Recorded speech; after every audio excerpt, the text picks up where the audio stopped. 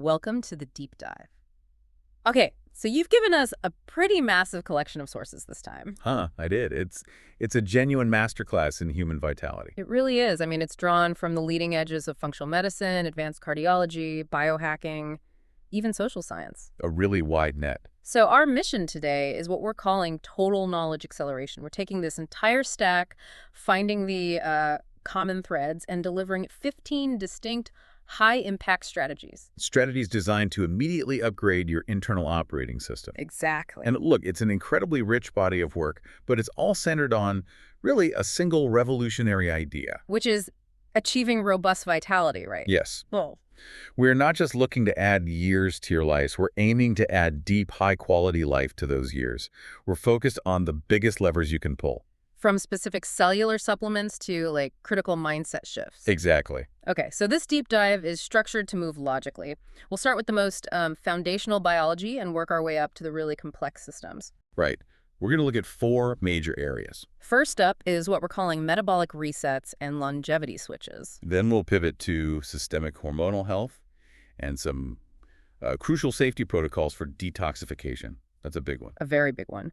Third, we get into the mind-mental architecture and communication, how your internal narrative really governs outcomes. And finally, we'll analyze brain health and the critical waste clearance system. Okay, let's unpack this. We are starting with what functional medicine experts really see as the core of modern vitality. It's that foundational belief, that aging is not this mandatory one-way decline. It's not a one-way street. All right, part 1, the metabolic reset and longevity switches. Let's do it. The core philosophy here from people like Dr. Mark Hyman, it's genuinely revolutionary. It sort of redefines the whole mission of medicine. It really does. It Yeah. demands a fundamental shift in thinking.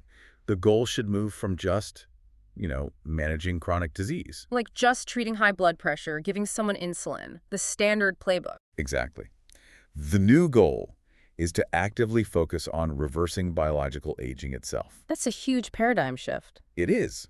If you stop seeing something like heart failure or type 2 diabetes as these fixed degenerative conditions, And start seeing them as symptoms of accelerated aging. right, then your whole treatment protocol changes. Instead of just masking symptoms with a pill, you focus on activating the biological levers that can actually halt and reverse that underlying aging process. So what are these levers, these longevity switches that the sources keep pointing to? Well, they consistently highlight 2 primary mechanisms.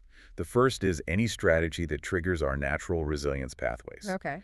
And the most notable one is mTOR inhibition. MTR. That stands for mammalian target of rapamycin, right? That's the one. And you can think of it as the cell's main nutrient sensing and growth pathway. So when it's highly active, which happens when you're constantly eating, especially protein and sugar, The cells are in build mode. they're in build mode constantly. And that's not always a good thing, is it? No, because constant growth mode prevents the cell from doing its deep cleaning. Exactly. It prevents autophagy. So by periodically inhibiting mTOR through things like time-restricted eating or strategic fasting, you force the body into maintenance and cleanup mode. And that is fundamentally anti-aging. Okay, so that's the first lever. What's the second? The second, and just as critical, is the aggressive prioritization of muscle mass. Right, because muscle is so metabolically active. It's the largest glucose sink in the body. So when you lose muscle mass, you are functionally accelerating your biological aging. It's that simple. And the most direct, high-impact way to hit that reversal switch, according to these experts, it really seems to start with a total diet overhaul. Oh, absolutely. Specifically, the absolute cessation of the ultra-processed diet. The emphasis here is on the quality of the food, isn't it? It's not just about calories. It's so much more than calories. The ultra-processed diet introduces this cascade of inflammatory ingredients, industrial seed oils, and super fast-absorbing sugars that just constantly overload the metabolic system. And that keeps mTOR perpetually active. Perpetually active. So when you remove that stuff, you immediately calm down all that systemic inflammation. And the case study of this woman, Janice, is probably the most powerful illustration of how fast the body can respond. It's stunning. So walk us through her initial profile. Janice was 66, severely compromised. Her BMI was 43. And she was dealing with that classic cluster of modern chronic diseases. Type 2 diabetes. Heart failure, failing kidneys. In a conventional medical setting, that patient profile means a lifetime of complex polypharmacy. Right. And you're just managing an inevitable decline at that point. You are. But the immediate impact of her changing her diet, Yeah. just eliminating the processed foods and switching to whole, nutrient-dense foods, it was almost instantaneous. Okay, how instantaneous? Within 3 days, she was taken off insulin. 3 days. 3 days. And that just proves that her insulin resistance wasn't some, inherent, irreversible flaw. It was an adaptation to a toxic food environment. Yes. If the resistance melts away in 3 days, it just means the system was completely overloaded. And the reversal didn't stop there. What was the long-term outcome? Within 3 months, she was off all of her medication. All of it. All of it. And crucially, her heart failure, which is a condition often seen as fixed structural damage in conventional cardiology. It reversed. It was just gone. That's incredible. And over a year, she lost 116 pounds. I mean, this one example completely dismantles that fatalistic narrative around chronic illness. It shows the body's innate, powerful capacity for self-repair. When you just remove the damaging inputs. Right. And Dr. Hyman's personal claim, measuring 63 chronologically but 43 biologically, that just reinforces that this is a repeatable process. It is. It's driven by consistent application of these metabolic protocols. Yeah. And for the longevity mindset, that biological age, that's the metric that really matters. Okay, so moving from those big metabolic switches to movement. We often assume we need to spend hours sweating in a gym to get any real metabolic benefit. We do. And Sal Stefano offers this beautiful strategy that's all about efficiency and timing. The 10-minute walk after every meal. Just 10 minutes, immediately after breakfast, lunch, and dinner. Now, this sounds deceptively simple, but the clinical insight behind it is, it's actually profound. Why is 10 minutes post-meal so much better than, say, a 60-minute walk at some random time of day? It's all about signal timing. When you eat, especially carbs, your blood glucose starts to rise. And if that glucose spike is high and it's prolonged, it signals your pancreas to release a huge surge of insulin. Which, over time, leads to metabolic fatigue. Exactly. Walking for 10 minutes immediately after that meal intercepts the signal. How does the movement actually intercept it? Well, that brief, light activity is just enough to engage your large muscle groups. And it acts as a powerful, immediate stimulus.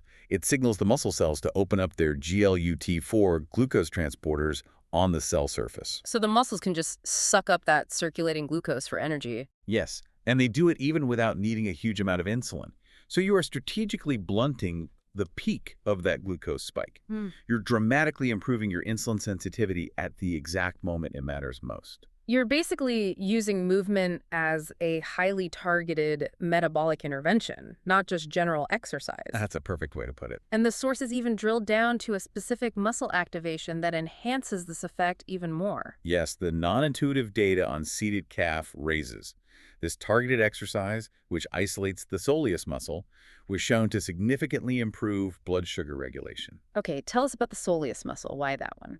The soleus is a deep muscle in your calf, and it's inherently different from the gastrocnemius, the one you see. It's highly composed of slow-twitch oxidative fibers. Which means it's incredibly resistant to fatigue. Right, and highly efficient at consuming glucose and oxygen. Because it has this constant postural role in your body, it's always sort of metabolically prepared. So activating it repeatedly, even just while sitting at your desk. It seems to bypass some of the systemic issues of insulin resistance and provide this localized, powerful demand for blood sugar. You're transforming passive sitting time into active metabolic management. That is the definition of high-impact efficiency. All right, let's shift focus to a supplement that has been misunderstood for a long time. Creatine monohydrate. Yes. It's been seen as purely a bulking agent for athletes. But experts like Dave Asprey and Sal Stefano, they're now positioning it as absolutely crucial for neuron longevity and mitochondrial function. So its primary function as an energy buffer extends way beyond just skeletal muscle. Absolutely. Creatine is critical for the cellular energy economy. It acts as a rapid recycler of ATP, adenosine triphosphate. The body's energy currency. Exactly. And in the brain, where neurons are incredibly energy hungry, creatine helps fuel the mitochondria and stabilizes the energy output. So it's like premium fuel for your operating system. That's a great analogy. It helps the brain resist the energy decline that's associated with aging. Now, the sources cite the standard effective dose for muscle maintenance as, 3 to 5 grams daily? Right, but Asprey, coming from that biohacking perspective, he really pushes this envelope. Or he does. He discusses the rationale for using a much higher range, sometimes up to 15 or even 20 grams, especially when you're targeting maximum cognitive benefits. And his personal experiment, He used creatine as part of this complex protocol that he says raised his measured IQ by nearly 20 points. Now, that's anecdotal, of course, but it underscores the profound neurological impact of maximizing your brain's creatine saturation. It's a huge claim.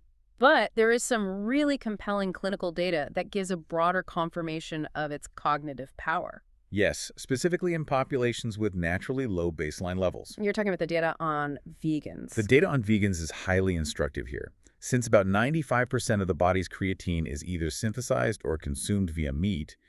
People on strict plant-based diets often have significantly lower baseline levels in both muscle and brain tissue. Right, so when they supplement. When they supplement with 5 grams of creatine daily, studies consistently show this pronounced and measurable boost in cognitive function. Things like memory recall and processing speed. Right. The brain, which has basically been running on low fuel, suddenly receives the energy substrate it so desperately needs, and that leads to rapid performance enhancement. Okay, so from energy fuel to clearing out cellular junk. Let's get into the work of Dr. Alessandro Zanuri and this concept of zombie cells. The term zombie cells is very memorable because it perfectly describes their behavior. So these are technically senescent cells. Right. Cells that have stopped dividing because of damage or age, but, and this is the critical part, they refuse to undergo programmed cell death, apoptosis. So they're just dead weight, biologically. Worse than dead weight. They're actively harmful. Why are they harmful if they're not reproducing? Because they don't just sit there quietly. They actively secrete this nasty cocktail of inflammatory compounds, proteins, and growth factors. The SA. The senescence-associated secretory phenotype, or SASP. And this SAP is what causes chronic local inflammation. It damages the healthy tissue around it, leading to fibrosis, joint pain, and visible aging like wrinkles and thinning skin. So targeting and clearing these zombie cells is a direct anti-aging intervention. It absolutely is. And the sources introduce a specific compound designed to address this problem, a peptide called OS01. Yes. OS01 is designed to improve the cellular environment and potentially reduce the burden of these senescent cells, thereby lessening that inflammatory SASP signature. Now this is where the data gets, well, it's almost unbelievable. The study on ex vivo human skin samples is staggering. It is remarkable. Yeah. In laboratory testing on human skin biopsies, topical treatment with OS01 resulted in a reduction of the skin's biological age by 2.5 years. In just 5 days. In 5 days. That is an incredibly rapid, measurable reversal. And the change wasn't just cosmetic, was it? It was structural. Exactly. The reduction in biological age was validated by structural improvements. We're talking increased production of critical components like collagen, and an increase in epidermal thickness. Which is a hallmark of youthful, resilient skin. Right. It just shows that by intervening directly in that cellular waste cycle, you get immediate, visible biological returns. And this ties back perfectly to the whole concept of internal maintenance. Host Vanessa Spina's personal observation provided a systemic confirmation of this link. Yeah, that was fascinating. When she undertook a protein-sparing modified fast, which drives intense internal cellular cleanup, or autophagy. The visible side effect was clearer, younger-looking skin. It confirms that the skin is often the most honest barometer of our systemic health. Mm. If your body is overwhelmed with cellular waste and inflammation internally, it is going to manifest externally. As dullness, thinning, and accelerated aging. So cleaning up the internal operating system inevitably leads to cleaner, younger skin. Okay, we've talked about what to add creatine, timed movement. Now we need to turn to arguably the most potent metabolic disruptor we need to eliminate, fructose. Yes, as detailed in the work of Dr. Richard Johnson on the fat switch. This is a really critical evolutionary lens to view modern disease through. It is. We have to stop viewing fructose simply as sugar and start recognizing it for what it is, a biological signal. Dr. Johnson's research shows that fructose activates a primal survival mechanism, one designed to rapidly store fat. Yes, the fat switch evolved for our ancestors. When they found high fructose fruits in the late summer or early fall, that fructose signal told the body. Energy abundance is here, but famine is coming. Initiate hibernation protocols. Right. Fructose is metabolized very differently than glucose. It rapidly leads to the formation of uric acid, which directly signals the mitochondria to become less efficient and focus on storage. So it's a deliberate biological command to gain weight, and it's regardless of the calorie load. Precisely. That survival switch activates a whole cascade. Yeah. Rapid fat storage, especially visceral fat, elevated blood pressure, and, critically, the induction of insulin resistance. All of which are great if you're a bear trying to survive winter. Right. but they're devastating in a modern, year-round, abundant food environment. So the directive here is just crystal clear. Drastically reduce fructose intake to stop activating the survival switch by accident. And this principle leads to the crucial realization that calorie quality vastly overrides calorie quantity. The clinical study on the rats just drives this home. It's so eye-opening. The findings were highly controversial when they came out. Researchers put one group of rats on a calorie-restricted diet, giving them only 2/3 of their normal caloric intake. Okay, so they were in a significant deficit. A huge deficit. But this restricted diet was engineered to be high in sugar. And despite the caloric deficit, the rats on the high-sugar, low-calorie diet still developed severe metabolic disease. They became diabetic and developed fatty liver disease. Even while technically starving. That completely flips the mainstream narrative that all calories are equal. It does. It proves that the substrate, the type of calorie, in this case fructose, has a signaling power that overrides its sheer energy value. The body was metabolically broken by the fructose signal, even though it wasn't getting enough energy overall. The quality of the calorie source is paramount. All right, part 2. We've established 5 foundational strategies for metabolic optimization. Now we pivot to systemic health, and we have to start with a critical safety concept that cannot be rushed. Drainage before detox. Yes. Sinclair Kennelly, who specializes in this area, she emphasizes that this is often the biggest failure point in DIY or overly aggressive detox protocols.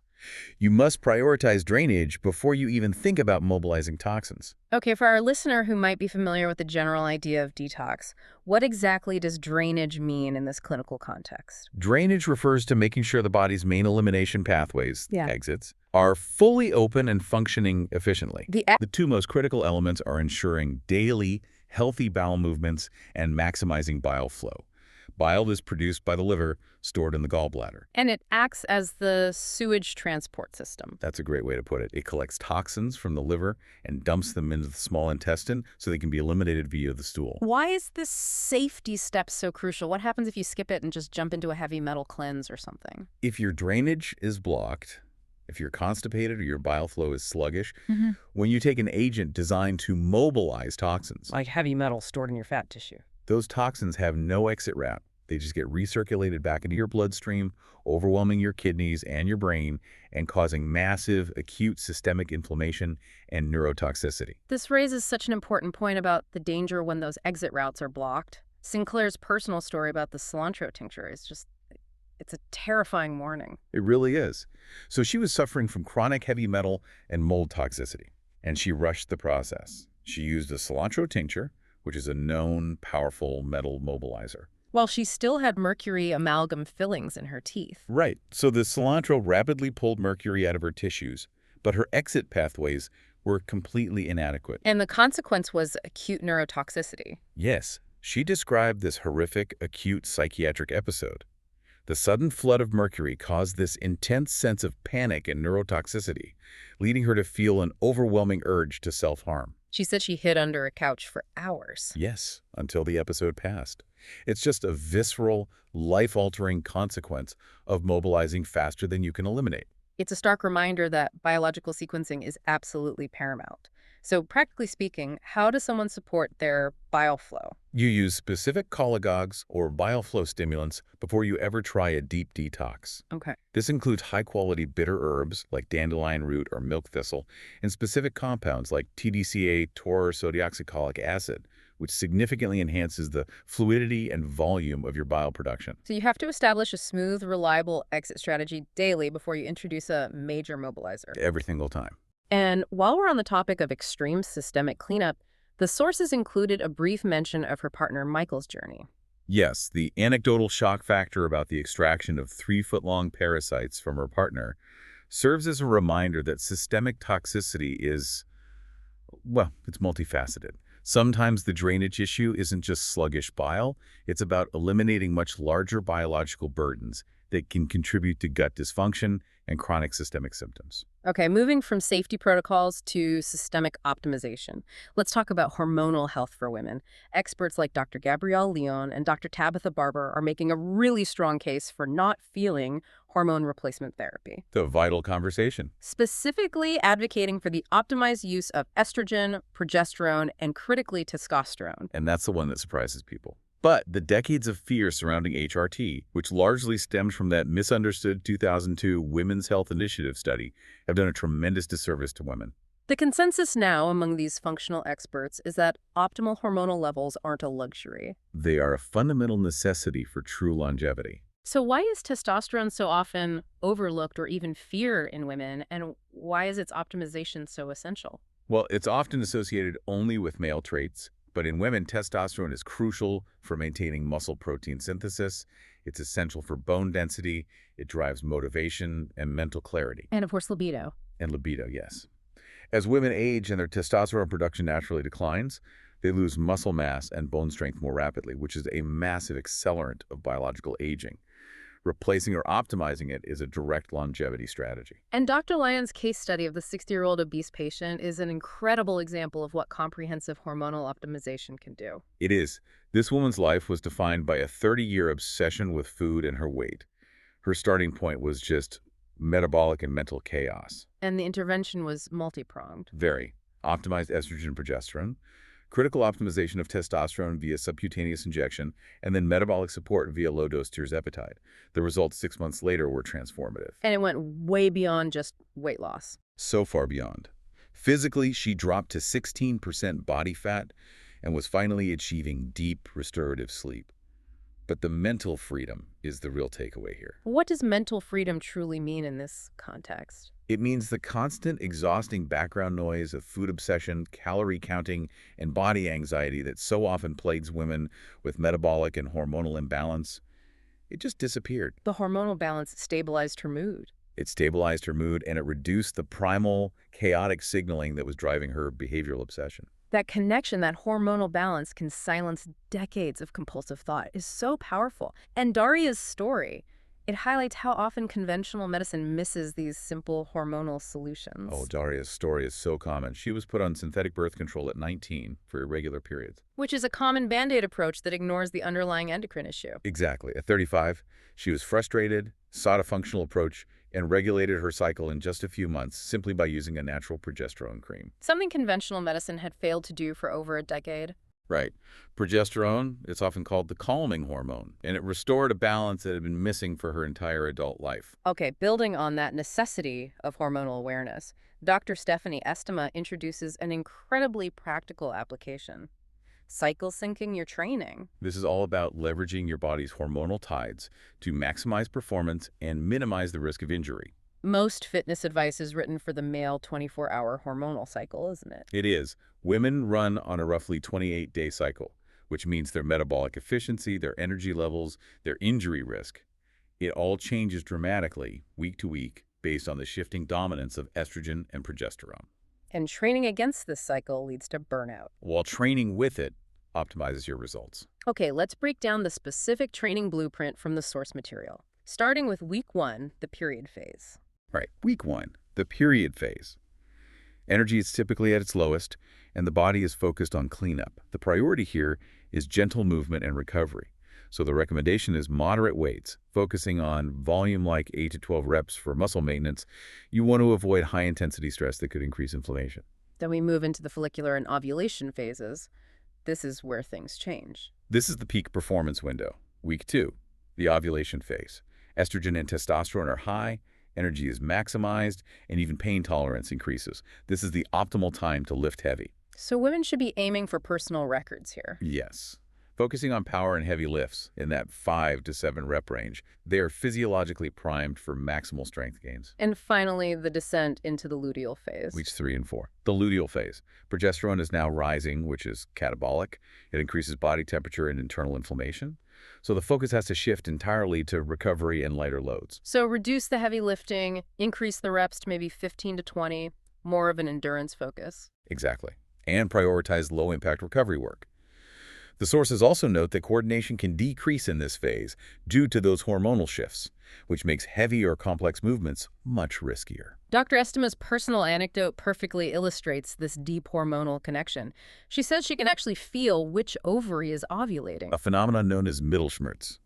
And she uses that visceral awareness to intentionally schedule her highest power workouts for that specific high-energy week. That level of bio-awareness is the ultimate goal of cycle syncing, isn't it? It is. It shifts training from a rigid schedule to a dialogue with your own body's unique, fluctuating capabilities. All right, our final systemic strategy focuses on a symptom that is frightening, common, and often dismissed. Cardiac palpitations. Yes, and Dr. Sanjay Bojraj, a cardiologist, emphasizes that these must not be ignored. Palpitations, that sensation of a fluttering, pounding, or skipped heartbeat, are so frequently mislabeled as psychosomatic or just stress. And while stress can certainly cause them, the source material insists they are often critical indicators of an underlying electrical instability or a systemic deficiency. Absolutely. So what are the immediate actionable checks that we should demand if we experience chronic or severe palpitations? The first steps are always systemic. You have to aggressively check electrolytes, specifically red blood cell magnesium. Not just serum magnesium. No, RBC magnesium, which is the functional form that's critical for stabilizing cardiac rhythm. Thyroid function also has to be ruled out, as both hyper and hypothyroidism dramatically affect heart rate and rhythm. And because palpitations are often intermittent. The key diagnostic tool is using wearable technology or a 30-day monitor to actually capture the episode electrically. You need the data. The life-saving case study that Dr. Bojraj shared is a powerful example of why persistent investigation is so non-negotiable. It's a stark one. It involved a young woman in her mid-30s who was having these frightening fainting spells, often while driving her kids. And her previous doctors had dismissed her symptoms as anxiety. They had. But a 30-day heart monitor revealed a severe intermittent issue, complete heart block. Meaning the electrical signal between the upper and lower chambers of her heart was just sporadically failing entirely. Completely, which is life-threatening.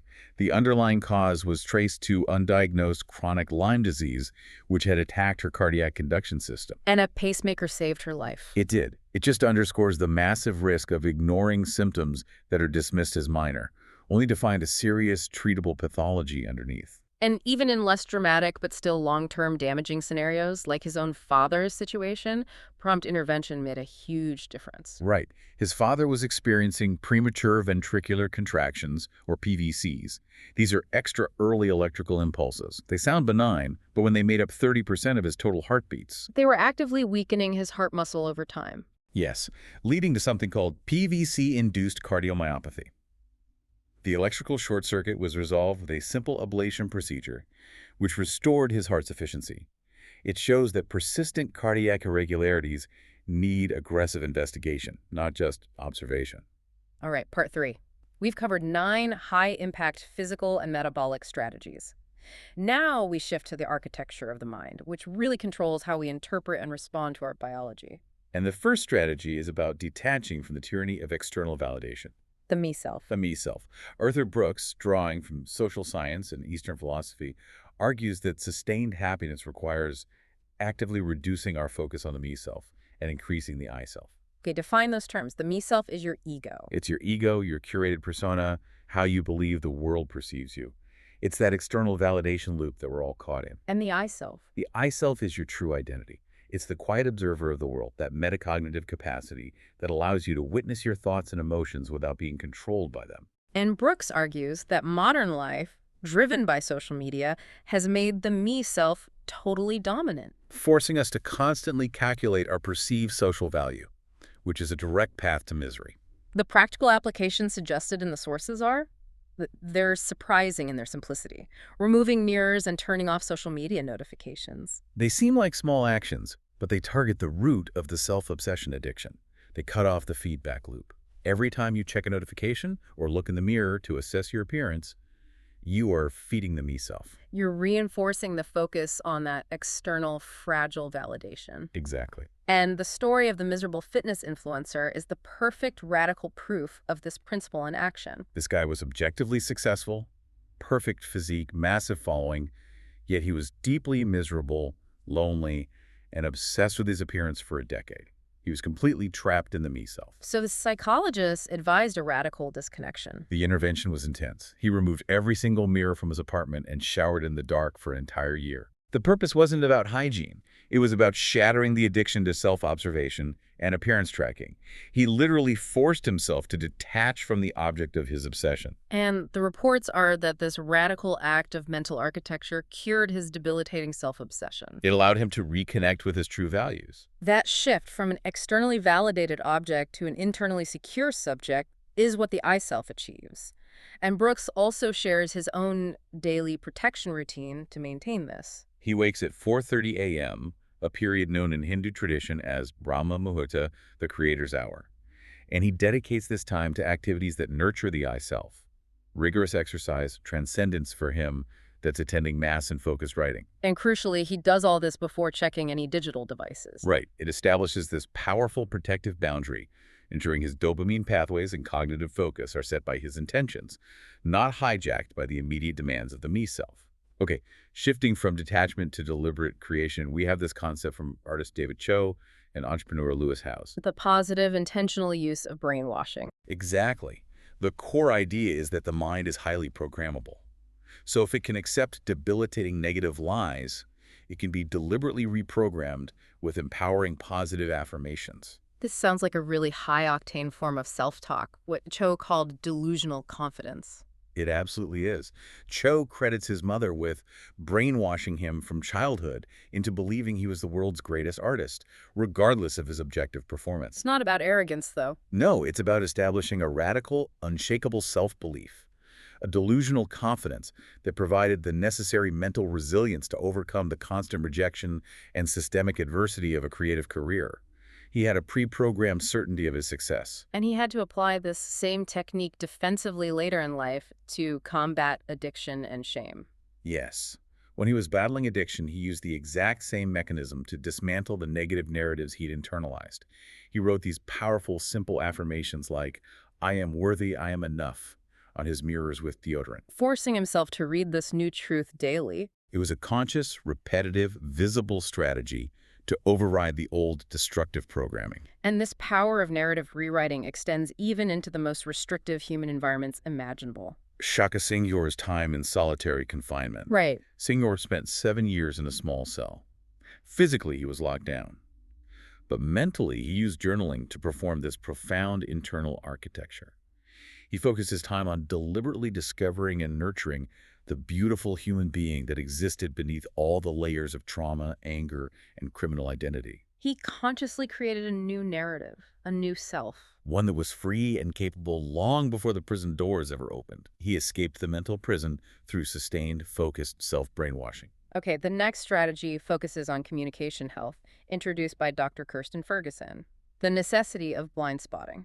Which is really about actively cultivating intellectual humility. Right. Intellectual humility is the active admission that your perspective is inherently limited, incomplete, and colored by your unique experience. It's an active defense against that human tendency to assume our current definition of reality is the only objective truth. And that humility is essential for effective communication and conflict prevention. The toilet gate example she shared is a low-stakes, universally relatable moment of high-stakes communication failure. It is. She and her husband nearly had a serious argument because they used the same word, clean, but held two entirely different objective definitions of what that word meant in the context of a bathroom. He meant the bowl was scrubbed. And she meant the base, the floor, the external structure were spotless. Both were convinced they were right, and both were convinced the other was being unreasonable. And the key lesson extracted from that near fight. That we silence others and create conflict not through malice, but through the assumption of shared meaning.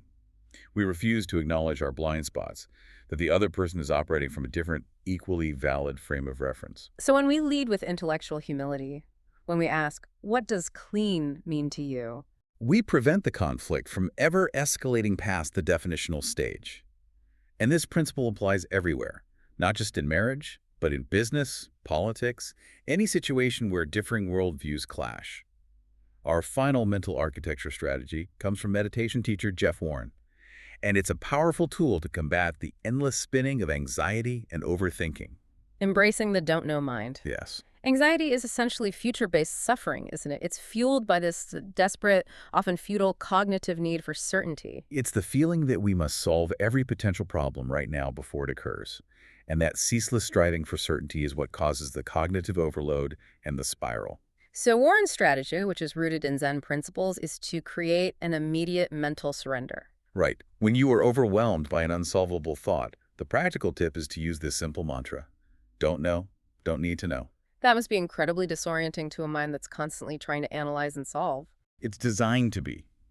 It halts the analytical loop. It's a refusal to engage with the frantic searching mode of the brain. It reclaims your energy and focus by accepting the fundamental uncertainty of the future, It grounds the mind firmly in the present moment. where the only thing that can be addressed is the current input. And his teacher, Shinzen Young, offered a piece of wisdom that elevates this from just a coping mechanism to a path toward deeper understanding. It's a profound quote. He said, "Jeff, if you could, I would give up the need to know. You might start to know in a whole new way." Wow. That statement suggests that true wisdom often lies beyond the analytical, problem-solving mind. By letting go of the need for forced intellectual certainty, you open up space for intuitive, holistic understanding to emerge. All right, part 4. We've saved the most critical biological process for last, how the brain clears its own toxic waste. Because if the brain doesn't clean itself, no amount of mental reprogramming is going to fix the system. We're diving into neurological maintenance, and we have to start with Dr. Jonathan Kipnis's groundbreaking discovery. The glymphatic system. Dr. Kipnis's work underscores the non-negotiable importance of deep sleep, specifically because it activates this system, which is essentially the brain's plumbing and dishwasher. And for decades, textbooks maintained that the brain, being immunologically privileged, lacked a true lymphatic waste clearance system. Right. Kipnis's lab definitively changed that entire understanding. His lab confirmed the existence of lymphatic vessels within the brain, the sewage pipes that remove metabolic waste. Including misfolded proteins like amyloid beta and tau, which are implicated in neurodegenerative diseases. Exactly. But the crucial discovery was when this system is active. The lymphatic clearance dramatically ramps up during slow wave or deep sleep. So how does deep sleep facilitate this waste clearance? What's the mechanism? It's a mechanical process. During deep sleep, the brain cells actually shrink by up to 60%. 60%. 60%. This massive reduction in volume creates more interstitial space, allowing the cerebrospinal fluid, the CSF, to actively flow through the brain tissue, flushing out all that accumulated metabolic waste. This confirms that prioritizing deep sleep isn't just about rest. It's a fundamental requirement for preventing neurodegeneration and maintaining your neurological plumbing. And this leads directly to a critical, actionable warning regarding modern lifestyle choices. The absolute necessity of avoiding alcohol before bed. While alcohol may induce sleepiness, it is a profound suppressor of deep sleep, slow wave sleep, SWS. So by robbing you of that SWS, alcohol effectively cripples the glymphatic system's ability to perform its essential maintenance function. You may think you slept for 8 hours, but if you didn't hit those deep SWS cycles, you have not cleared the neurotoxic waste from your brain. And the animal study on short sleepers is fascinating because it forces us to focus on quality over sheer quantity. Right. The study crossed natural short sleeper mice, those genetically predisposed to need less sleep, with Alzheimer's mice. And despite having less overall time asleep, the short sleepers had less amyloid pathology. So the conclusion was that their short sleep periods were just highly efficient at clearing waste. Which tells us we need to be ruthlessly focused on maximizing the quality and efficiency of our deep sleep cycles through habits, environment, and timing. Okay, our final high-impact strategy focuses on supplemental support for the brain's defense mechanism. The blood-brain barrier. This is drawing on the expertise of Dr. Datas Karazian. The BBB. Right. It's the highly selective membrane designed to protect the central nervous system from circulating toxins, pathogens, and inflammatory molecules.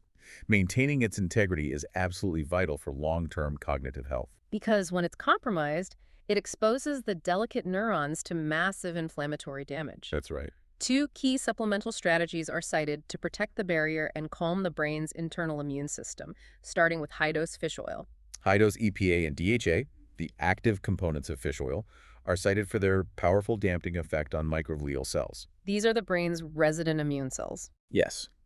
In their resting state, they act as a vigilant cleanup crew. But when they're chronically activated by inflammation or injury, they become hyperinflammatory, attacking neurons and contributing to neurodegeneration. So high-dose fish oil helps return these microglial cells to their resting protective state. Exactly. And the second key defense system is focused on mitigating oxidative stress. And that's where the power of glutathione and its precursor, N-acetylcysteine or NAC, comes in. Oxidative stress is essentially cellular rust. Caused by metabolic byproducts and environmental exposure. And the brain, with its high metabolic rate, is incredibly susceptible to this damage.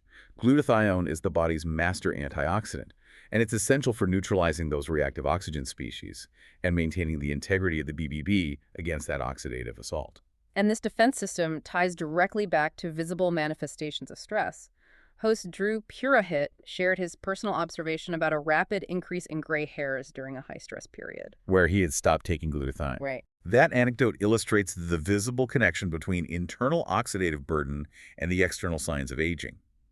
While genetics play a role, a rapid explosion of gray hairs is a known indicator of accelerated oxidative stress. Often linked to telomere shortening and damage. So when he removed that systemic defense against the damage, the glutathione, his body showed immediate visible signs of rapid aging. It connects brain health, stress management, and visible vitality, all through the single mechanism of neutralizing oxidative damage. Wow. We have executed a remarkable deep dive, 15 distinct high-impact strategies in 4 major areas. We've gone from the cellular level clearing zombie cells with OS01 all the way up to the highest level of human functioning. Detaching from the meal self to find genuine happiness. What stands out to you across this entire spectrum of insights? The synthesis of physical and mental health.